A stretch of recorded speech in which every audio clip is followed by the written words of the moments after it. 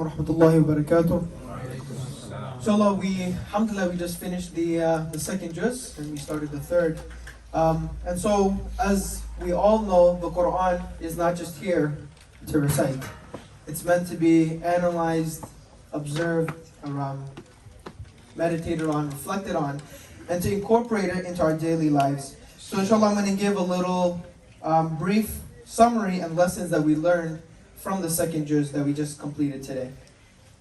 The Quran was revealed in Ramadan, and the first occurrence of the word Quran mentioned in the Mus'haf is in the ayah of Ramadan, in Surah Baqarah 185. And Ramadan only appears once in the whole Quran.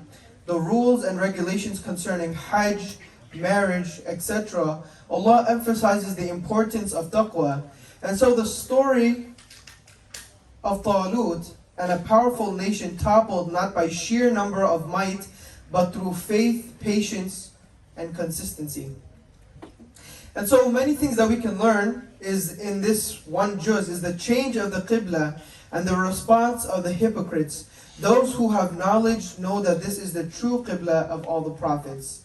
The believers will be tried, but they should be firm and steadfast.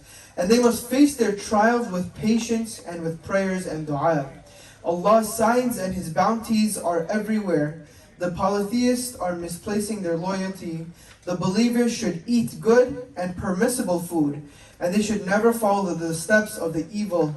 The true piety and righteousness. Some rules related to the punishment of murder and the rules of bequest.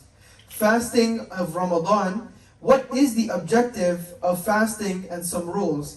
To induce and to further enhance your God consciousness and your taqwa. The rules of Hajj, and to appreciate God's bounties. All human beings are one community. Division come later. Be generous and defend yourself and your faith. And fighting in the cause of Allah and under the leadership of Prophet Dawood, the victory came over the forces. So inshallah, these are just a few lessons we can learn, and then a little to go further into detail on some of them, is that we should not fear the people, only fear Allah subhanahu wa ta'ala. If He is pleased with you, nothing can harm you. In this life, everyone at some point will disappoint you. Allah subhanahu wa ta'ala is the only one who will never disappoint you. So why not only have expectations from Him?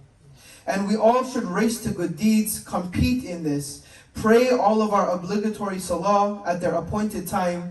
Don't delay your zakah or hajj. Be gentle, generous, and easygoing.